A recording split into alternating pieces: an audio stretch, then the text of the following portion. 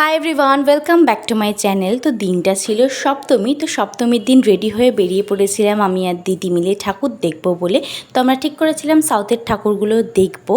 আর দেখতেই পাচ্ছ খুব সুন্দর ওয়েদার ছিল ঠাকুর দেখার জন্য। হ্যাঁ, প্রচণ্ড রোদ ছিল, বাট বৃষ্টি থেকে তো রোদ অনেকটাই ভালো। তো সবার প্রথমে আমরা চলে গেলাম হচ্ছে সুরুচির সঙ্গে।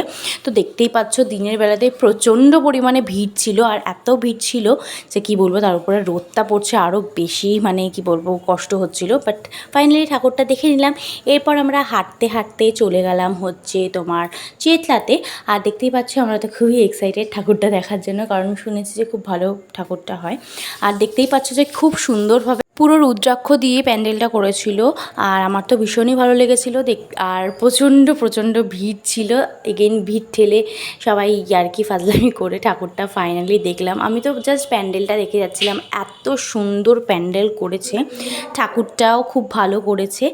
এরপর ওখান থেকে বেরিয়ে আরও একটা ঠাকুর দেখে নিলাম, আর সেখানের প্যান্ডেলটাও বেশ সাবেকির মধ্যে করেছে। সবথেকে বেস্ট পার্ট হচ্ছে এই প্যান্ডেলের মধ্যে ঠাকুরটা অসাধারণ দেখতে ছিল, মানে জাস্ট অসাধারণ। তো এই ঠাকুরটা দেখার পর আমরা চলে গেলাম হচ্ছে 66 পল্লী। তো সেখানে আমরা পেছন থেকে ঢুকেছিলাম, তাই সামনের প্যান্ডেলটা দেখতে পারিনি, তাই জন্য পেছন থেকে ঢুকেছিলাম, দেখে বেরিয়ে গেছি। এরপর একটুখানি রেস্ট নিলাম, কারণ প্রচণ্ড পায়ে ব্যথা আর কোমরে ব্যথা করছিল। একটু হাওয়াও খেয়ে নিলাম। আর পুজোর সময় এই হ্যান্ড ফ্যানগুলো কিন্তু খুবই ভালো কাজ করছিল। এরপর আমরা ওখান থেকে একটু রেস্ট নিয়ে চলে গেলাম হচ্ছে হাঁটতে হাঁটতে দেশপ্রিয় পার্ক। অনেকটাই ডিস্টেন্স ছিল, তো হাঁটতে হাঁটতেই চলে গেলাম হচ্ছে দেশপ্রিয় পার্কে ঠাকুরটা দেখতে।